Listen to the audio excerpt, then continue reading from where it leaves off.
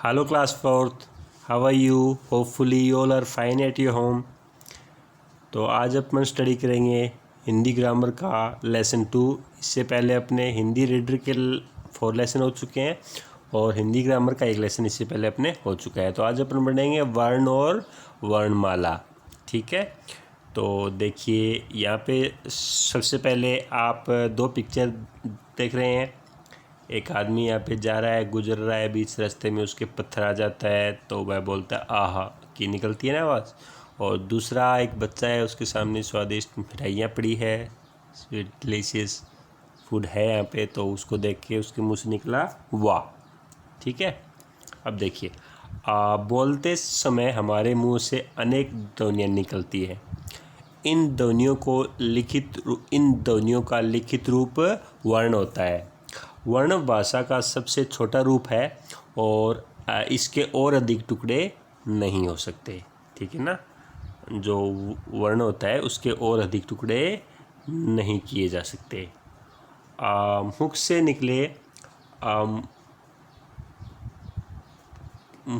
निकली ध्वनियों को लिखने के लिए जिन चिन्हों का प्रयोग किया जाता है वे चिन्ह वर्ण कहलाते हैं। ठीक है ना, अपने मुंह से जो भी ध्वनि निकलती हैं और उनके लिए जिन चिन्हों का प्रयोग किया जाता है उन्हें हम क्या कहते हैं? वर्ण कहलाते हैं। हिंदी भाषा में वर्ण कितने प्रकार के होते हैं? 2 प्रकार के होते हैं, स्वर और व्यंजन। ये अपन ने सारे स्वर पढ़े हैं और व्यंजन भी अपन ने पढ़े हैं प्रीवियस क्लासेस में। ठीक है, अब देखिए इन वर्णों का समूह ही वर्णमाला कहलाता है। ये अपने स्वर और व्यंजन पढ़े हैं, इनको इकट्ठे में एक साथ में पढ़ना या इनका ग्रुप, ये क्या कहलाता है? वर्णमाला कहलाता है। स्वर और व्यंजन मिलाकर ही वर्णमाला बनती है। तो सबसे पहले आपको पता होना चाहिए वर्णमाला क्या होती है, जिसमें स्वर और व्यंजन दोनों मिलते हैं। वर्णमाला में वर्णों का निश्चित क्रम में लिखा जाता है। ठीक है ना, ऐसे नहीं कि उल्टा सीधा लिख दिया। इनको अपन क्या करते हैं? निश्चित क्रम में लिखते हैं। ठीक है, तो आगे वाला पेज देखिए आप, क्या है इसमें? सबसे पहले क्या है? स्वर। ठीक है, देखिए स्वरों का उच्चारण स्वतंत्र रूप से किया जा सकता है। इनका उच्चारण क्या है? स्वतंत्र रूप से किया जा सकता है। इनका उच्चारण करते समय किसी अन्य वर्ण की सहायता की आवश्यकता हमें नहीं पड़ती, यानी स्वर इंडिपेंडेंट होते हैं। इनको बोलने के लिए हमें किसी दूसरे वर्ण की ज़रूरत नहीं पड़ती। तो हम कह सकते हैं स्वतंत्र रूप से उच्चारित होने वाली ध्वनियाँ स्वर कहलाती है। तो सबसे पहले आपको स्वर की परिभाषा आनी चाहिए।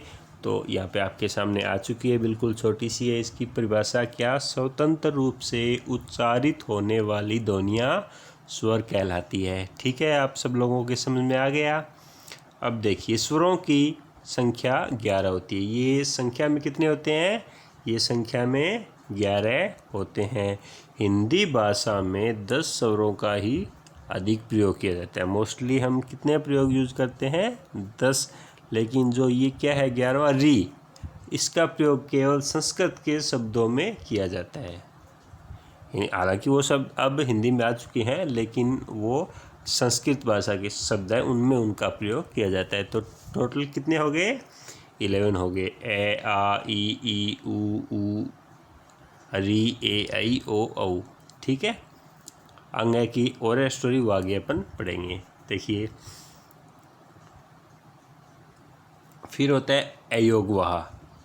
ये क्या चीज़ होती है? देखो, हिंदी की वर्णमाला में स्वरों के साथ अंग तथा आह भी लिखे जाते हैं। अपन पढ़ते हैं तो ये लिखते हैं इनके साथ में, इनके आगे अपन अंग और आह भी लिखते हैं। अब आपने बोलोगे सर आपने तो इनमें बताया नहीं।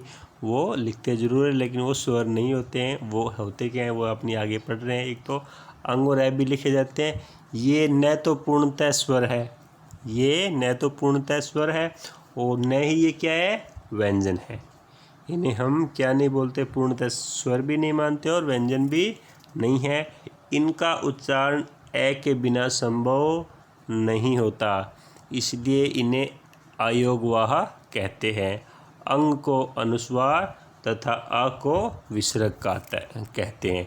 इन दोनों को मिलाकर हमने बोल दिया अयोगवाह, लेकिन ओनली अंग को कहेंगे तो कहेंगे विसर्ग, और अह को कहेंगे अंग को कहेंगे अपन अनुस्वार और अह को विसर्ग। ठीक है, तो ये चीज़ आपके समझ में आ गई। अब देखिए अनुस्वार, यह क वर्ग आदि पांचों वर्गों का पांचवा वर्ण ड ङ ण न म है। अनुस्वार जो है ये क्या है, क वर्ग, यानी अपना जो बोलते हैं स्वर, तो क ख ग लास्ट में क्या आता है, अड़े आता है। ठीक है, च वाले के लास्ट में ही आता है। तो वैसे उनके लास्ट में आने वाले जो पंचम वर्ड है यही है ये अनुस्वार। ठीक है, अब देखिए क्या विसर्ग, इसका उच्चारण अह होता है, जैसे पुनः, नमः, अतः आदि। ठीक है ना, ये लग गया तो इसका मतलब क्या होता है, आहा। ठीक है, अब देखिए अनुनासिक, ये क्या है, अनुनासिक जिसे हम कहते हैं चंद्र बिंदु। इसे लिखने के लिए प्रत्येक स्वर या उसकी मात्रा के ऊपर चंद्र बिंदु लगाया जाता है, जैसे आँख। ठीक है ना, ये लिखा आँख, और ये जो लिखते हैं अपन ये होता है चंद्र बिंदु। ठीक है, ऊंट लिखा ना, ऊंट यहाँ पे लिखा हुआ है ऊंट। ठीक है, तो ये क्या है, चंद्र बिंदु। तो अब देखिए स्वर और मात्राएं, कितने स्वर हैं और उनकी मात्राएं देखिए प्रत्येक स्वर को दो प्रकार से प्रयोग किया जाता है। जैसे पहला, इनको जो मैनली स्वर को कितने प्रकार से, दो प्रकार के, कौन कौन से, स्वर मूल रूप में, स्वर मात्रा के रूप में। ठीक है ना, स्वर एक तो मूल रूप में हो गया, दूसरा मात्रा के रूप में हो गया। स्वरों को व्यंजनों के साथ लिखते समय कुछ विशेष चिन्ह लिखे जाते हैं, इन्हें मात्रा कहते हैं। इंडिपेंडेंटली अपने को लिखना है तो अपन मूल रूप से लिख दिया, जैसे मैंने लिखा आ, मैंने क्या लिखा, आ। लेकिन अगर मैं कै के साथ में मुझे आ लिखना है, कै प्लस आ लिखना है मुझे, तो मैं ऐसे थोड़ी लिखूँगा। अरे मैं ऐसे लिखूँगा क्या, नहीं, मैं कै के साथ में आ की मात्रा लगा दूंगा, तो ये बन गया का। ठीक है, अब देखिए स्वर का चिन्ह मात्रा कहलाता है। अब मात्रा क्या होती है, दूसरी आपके सामने छोटी सी परिभाषा उभर कर आ गई, आपको लर्न हो गई होगी, बिल्कुल ईजी है। स्वर का चिन्ह क्या कहलाता है, मात्रा कहलाता है। देखिए अपना सबसे पहले दिया गया, इसने ए दिया है। ठीक है ना, ऐसे स्वर मूल रूप में अनार। ठीक है, अब इसकी कोई ए की कोई मात्रा नहीं होती। ठीक है, कलम, कमल, अकबर, अजगर। ठीक है, तो ये सारे इसमें आ गए। फिर आ ऐसे होता है, और आ की मात्रा यहाँ पे दिखाई गई है, आपको सबको पता है। और ए में आ की मात्रा बनता है तो आ बनता है, ये आ हो गया। जैसे काला, हाँ, आदि। ठीक है, ई, छोटी ई से स्वर मूल ई से बनता है, वो तो इमली हो गया। और मात्रा इसकी ये होती है, और मात्रा से जो बनता है वर्ड वो कितना, जितना, जो भी है। ठीक है ना, ई मूल से जो बनता है, मूल स्वर से बनता है, वो तो हो गया ईख, और ये ऐसी इसकी मात्रा होती है। और ये वर्ड जो बनता है, ये देखो जो कील। ठीक है, आगे सुने, मात्राएं होती कैसी है, मूल से भी बन सकते हैं शब्द, और उसकी मात्रा से भी बनते हैं।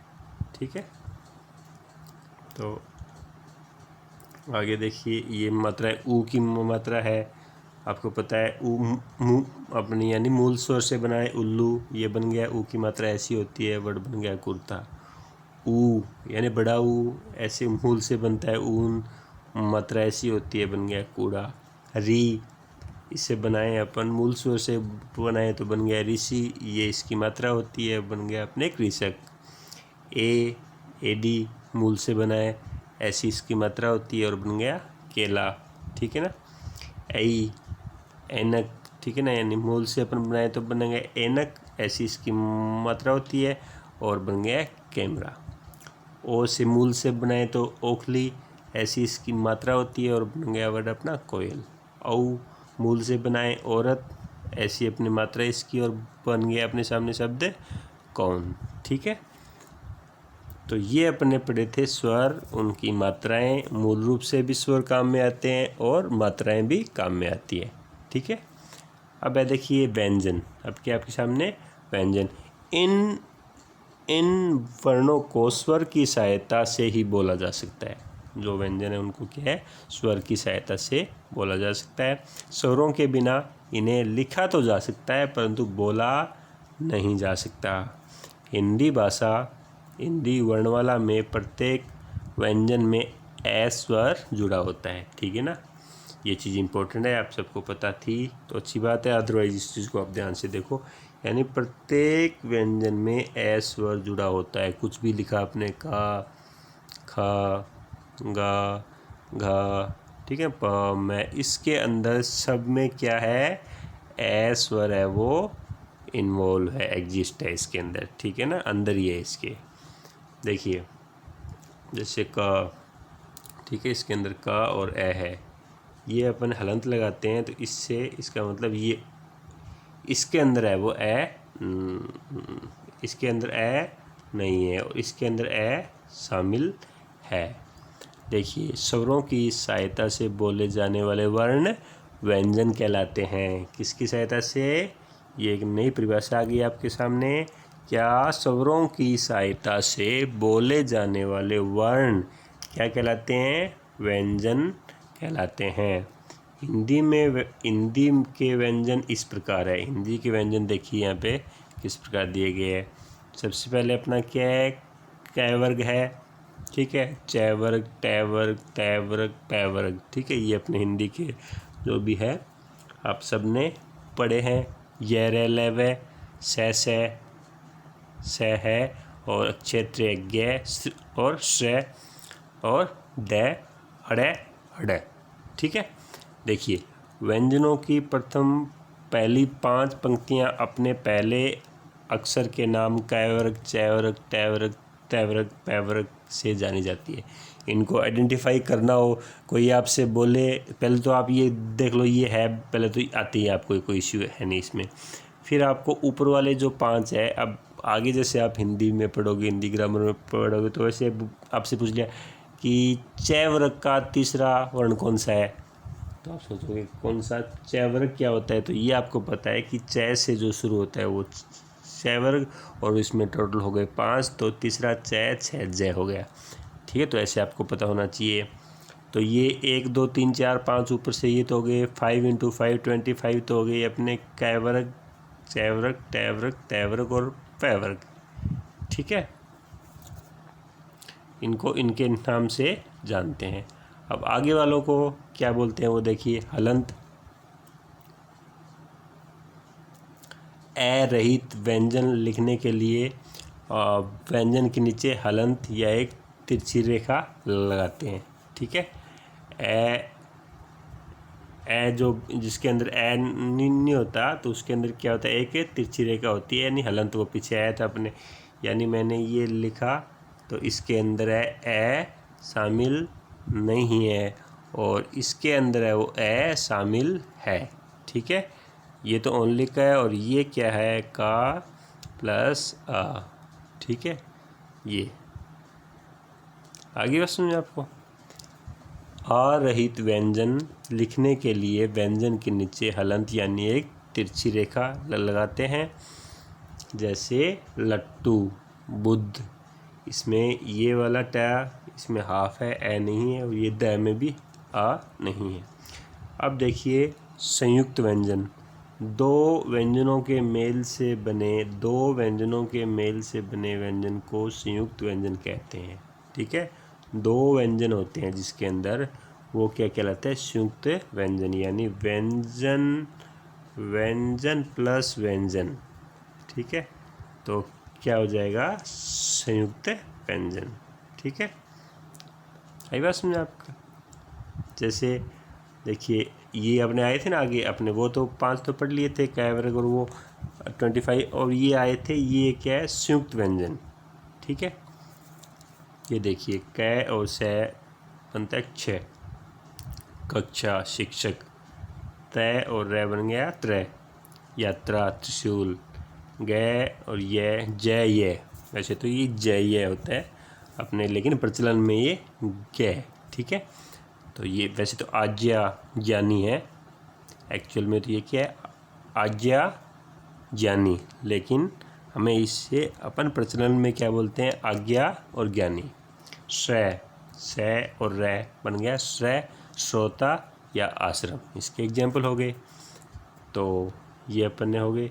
फिर देखिए कुछ अन्य संयुक्त अक्षर भी है। ठीक है ना, जब दो व्यंजनों के बीच में कोई स्वर न हो तथा उन्हें मिलाकर लिखा जाए या बोला जाए तो मिले हुए व्यंजनों को क्या कहते हैं, संयुक्ताक्षर कहते हैं। इसमें पहला व्यंजन ए रहित और दूसरा व्यंजन ए के सहित होता है। ठीक है ना, जब ये न, इसमें क्या है, जो पहला है ये भी, ये क्या है, अपन इसको ऐसे भी लिख सकते हैं। ठीक है, इसमें तो क्या ए एग्जिस्ट नहीं है और इसके अंदर क्या है कि ए एग्जिस्ट है। ठीक है, गन्ना, पन्ना, भिन्न, देखिए प ये, ठीक है ना, प और ये, तो इस प में तो ए एग्जिस्ट नहीं है और इस ये में ए एग्जिस्ट है, शामिल है इसके अंदर। ठीक है, प्याला, प्यार, प्याज आदि। ये देखिए तय, यानी ये चीज़ है, उत्तर, कुत्ता, पत्ता। ठीक है, ये च, आधा च पूरा च। ठीक है, बच्चा, कच्चा, सच्चा। त, इसमें जो पै में ए नहीं है और तय में ए है, प्राप्त, गुप्त, लिप्त, त, थ, पत्थर, हत्था, गुत्थी। तो ये सारी चीज़ें इंपॉर्टेंट है, आपको अच्छे से लर्न करनी है और समझनी है। फिर देखिए रे के विभिन्न रूप, हम यहाँ पे बहुत ज़्यादा गलतियाँ करते हैं वर्तनी संबंधी। देखिए, जब रे किसी अन्य व्यंजन के साथ में जुड़ता है, जब रे है वो किसी अन्य व्यंजन के साथ में जुड़ता है या उसमें कोई व्यंजन जुड़ जाता है, या तो वो किस में जुड़ता है या उसमें कोई व्यंजन जुड़ जाता है, तो उसे अलग अलग तरीके से लिखा जाता है। लिखने का तरीका ये क्या है, अलग अलग हो जाता है। जैसे असहित र, क्या असहित र, जो र होता है वो तो ये होता है र होता है, असहित र है यानी पूरा र, ये बाल सीखते हैं अपने बोलते हैं इसे। ठीक है ना, तो जिससे बन गया रजत, रक्षक, पर, जो भी है। इसमें क्या है कि ए शामिल है, इसमें क्या है कि ए शामिल है। और ए रहित र, ए अरहित र यानी आधा र बोलते हैं जिसे अपन, ये कहोगे, ये हो गए। ये सामने रेफ की मात्रा बोलते हैं इसे, मान लो जो भी है। और या ये ए रहित र हो गया, या आधा र मान लो। इसमें क्या है कि बहुत सारे बच्चे मिस्टेक करते हैं, ध्यान देखो। ये क्या है, सूर्य, ये देखो ऐसे होता है ना, ये रह ऐसे होता है। तो इसमें आपको ये देखो सूर्य, ये इसको एक बार मैं ये जो तीनों एक साथ में करने के बाद मैं आपको बताऊँ। इसमें क्या है कि इनिशियल लेवल पे कुछ बच्चे मिस्टेक करते हैं। ये हो गया आधा रह, इसको लिखते हैं सूर्य, नर्मदा, ड्रम। ये हो गया, ये जो नीचे लगती है ना मात्रा, ये जो ऐसी, ठीक है, हो गया वर्त, प्रकाश, समुद्र। और ये हो गया रह, जैसे नीचे लिखते हैं अपन। ठीक है, ये हो गया आपके सामने ट्रेन, ट्रक, ड्रम। अब देखिए कहाँ मिस्टेक होती है, वो क्या है मोस्टली। ये तो अलग ही अलग दिख रहा है, हाँ, अचानक आती है आवाज़। और ये जो वर्ड है इनको तो आप इजीली आइडेंटिफाई, इनमें मिस्टेक करते हो आप ज़्यादातर। अब जैसे देखो कहाँ आपको करना है कि सूर्य, देखो सूर्य, ठीक है ऐसा, या आपने लिखा सूर्य, यानी ये क्या है, आधार है, ये आधार है। इसको अपन ऐसे न लिखे, अपन ऐसे लिखते हैं। अब अपन कैसे पता लगाएंगे कि ये लगाना है या ये लगाना है। ये आ गया, देखो सूर्य, क्या सूर्य,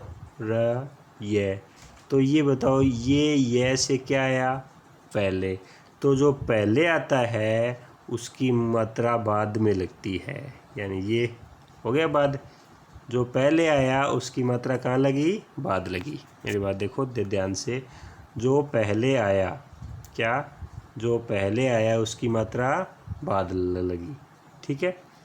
अपोजिट करना है आपको, जस्ट क्या करना है, अपोजिट करना है, ठीक है। मेरी बात समझ में आ गया। जैसे सू र ये, यानी ये सू र ये से ये क्या है पहले है, तो अपने को वो रे लगाना है जो कि क्या इंडिकेट करता है, बाद का इंडिकेट करता है। उसको एक बार एरो आपके माइंड में सेट कर लो, यानी ये क्या इंडिकेट कर रहा है, बाद की बात कर रही है, ठीक है ना। सूर्य अपोजिट हो गया, ठीक है। तो यानी जो पहले आया उसकी मात्रा कौन सी लगाएंगे, बाद वाली, तो अपने ये मात्रा लगा दी बाद वाली, ठीक है। अब देखो वो, अब लिखा व र त, अब अपने क्या लिखा, व र त, तो ये बताइए ये व के बाद आया या पहले है, यहाँ पे जो वर्त है तो ये र है, ये व के पहले है या बाद है, तो जो बाद है क्या, जो बाद है उसको अपन पहले वाली लगाएंगे, अपोजिट किया था, जो पहले है वो तो बाद में लगाएंगे और जो बाद है उसकी मात्रा क्या लगाएंगे, पहले लगाएंगे।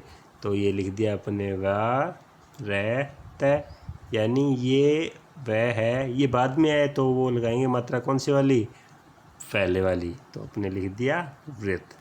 आ गया समझे। एक बार और देखते हैं, देखो ये क्या है, प व का से है।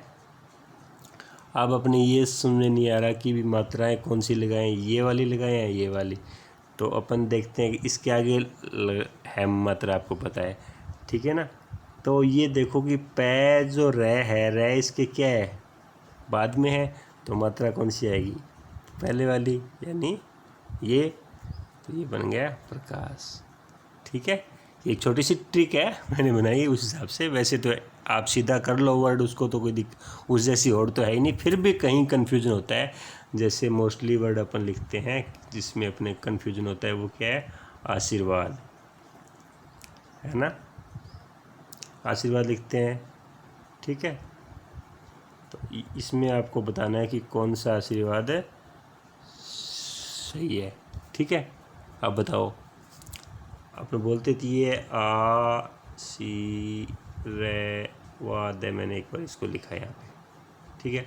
अब वो अपने वाली ट्रिक लगा के देखो, यहाँ पे आ सी रे वाद है, ठीक है। तो ये देखो इस पे लगाया, मान लो ये ऐसे वाली लगाई, तो इसका मतलब ये ऐसे वाली का जो बाद वाला रो है उसका रैक कहाँ पे आएगा, पहले, तो ये तो क्या बन गया उसके हिसाब से, तो उसके हिसाब से ये बन गया आशीर्वाद है, और अपने को लिखना था आशीर्वाद है, तो ये तो अपना क्या हो गया, गलत हो गया। और वो ट्रिक देखो यहाँ पे, ये क्या लगाया है, ये लगाया है यहाँ पे, तो अपने को पता है ये जिसकी बाद में होता है तो उसका रै वो पहले लगता है, तो ये कैसे हो गया आशीर्वाद। आगे बात समझे। तो आप कहीं कहीं कन्फ्यूजन हो जाता है तो आप इससे क्लियर कर सकते हो। बाकी तो इस टाइप के कितने वर्ड होते हैं उनको आप सीधा डायरेक्ट ही लर्न कर लो, ठीक है, याद कर लो कि कैसे उनको लिखा जाता है। फिर क्या है, हिंदी भाषा के कुछ हिंदी भाषा में कुछ अंग्रेजी, अरबी और फारसी के शब्द भी आए हैं। हिंदी ने उन शब्दों के साथ उन ध्वनियों को भी अपनाया है ताकि इन शब्दों का सही उच्चारण किया जा सके। इन ध्वनियों को आगत ध्वनियाँ कहते हैं। इन ध्वनियों को क्या बोलते हैं भी, आगत ध्वनियाँ। जैसे ओ, ये चीज़ है ओ। अंग्रेजी भाषा के शब्दों का सही उच्चारण के लिए ओ ध्वनि को अपनाया जाता है। ये हिंदी की नहीं है, खासतौर से ध्यान रखना आप, अपनाया जाता है। इसका उच्चारण आ तथा ओ का मिश्रित रूप है। इसमें आ और ओ को जोड़ के ये मान लो ये ओ बनाया है, ठीक है। जैसे चौक, डॉक्टर, फ्रॉक, ठीक है ना, ये सब इंग्लिश के वर्ड है लेकिन हिंदी में प्रचलन में आ गए तो शब्द मतलब पढ़ने में मिस्टेक न हो तो हमने क्या किया, ये इसका ओ बना दिया अलग से, ठीक है। जैसे ज, ये आपने बहुत बार देखा है ना, ये नीचे आती है, ये फारसी जो शब्दों में जैसे, ठीक है। देखो इसी प्रकार अरबी तथा फारसी शब्दों को हमने अपनाया, जैसे इंग्लिश के शब्दों को अपनाया। इन शब्दों के साथ में ज तथा फ ध्वनियों को भी स्वीकार किया। इनका उच्चारण हिंदी में ज तथा फ से भिन्न है, ठीक है ना, कुछ अलग है। कुछ शब्दों में इन ध्वनियों का प्रयोग शब्द के अर्थ में अंतर आ जाता है, ठीक है। जैसे देखिए सजा, इसका मतलब तो होता है दंड, लेकिन सजा इसमें जा ये वो नहीं है टिटल, तो इसका मतलब होता है सजाना। बोलने में तो एक ही होता है ना, घर कितना सुंदर सजा है, उसको फांसी की सज़ा मिली है, ज, ठीक है। ये थोड़ा सा डिफरेंस है। आप धीरे धीरे जैसे जैसे आपका लेवल बढ़ेगा आप उनको आइडेंटिफाई कर लोगे। और अभी भी आपके पास में टाइम है तो आप इस टाइप के बहुत सारे एग्जाम्पल देखो और इनको अच्छे से समझो, ठीक है। फन, ठीक है। सांप का फैला हुआ सिर है, उसे बोलते हैं क्या, फन। और एक होता है फन, हुनर, कौशल, टैलेंट, ठीक है। तो देखो अर्थ का व्यनर्थ हो गया ना, एक जैसे से दिखते हैं लेकिन ये लगते ही, यानी ये लिखा अपन ने फन, ठीक है। इसका मतलब तो हो गया क्या, अपने जो सांप का फन जो होता है, ठीक है। और इसमें ये लगते ही सारा कहानी गड़बड़ हो गई। और ये फन कौन सा हो गया, आपका कौशल या हुनर या टैलेंट, ठीक है। तो इस चीज़ का भी आप खास तौर से ध्यान रखोगे। तो ये आपका लेसन था, हो चुका है। क्या आपने पढ़ा, एक बार शॉर्ट में रिवाइज करते हैं। भाषा की सबसे छोटी ध्वनि को वर्ण कहते हैं। वर्ण दो प्रकार के होते हैं, स्वर और व्यंजन। वर्णों के निश्चित क्रम को वर्णमाला कहते हैं। स्वर का प्रयोग दो प्रकार से किया जाता है, स्वर मूल रूप से और स्वर मात्रा के रूप में। स्वरों की सहायता से बोले जाने वाले वर्ण व्यंजन कहलाते हैं। वर्णों का ऐसा मेल जिसका कोई अर्थ हो शब्द कहलाता है। जब दो व्यंजनों को जोड़कर लिखा जाता है उसे संयुक्त व्यंजन कहते हैं। Got it. तो ये लेसन आपने पढ़ा, 2-3 बार इसको अच्छे से रिवाइज कर लेना। आपके पास में बुक है, खुद 2-3 बार पढ़ के देखना, या कहीं दिक्कत लगे कुछ एक्स्ट्रा चीज़ देखनी हो तो आप वीडियो को देखना, ठीक है। तो ये लेसन आपको अच्छे से लर्न हो जाएगा। और अपनी फेयर नोटबुक में लिखना है, मैं आपको अपने व्हाट्सएप नंबर पे इसको भेज दूंगा, ठीक है। तो ये दोनों लेसन हिंदी ग्रामर के अपनी फेयर नोटबुक में लिखे होने चाहिए और आपके लर्न भी होने चाहिए। Okay, thank you, have a nice day, stay home, stay safe.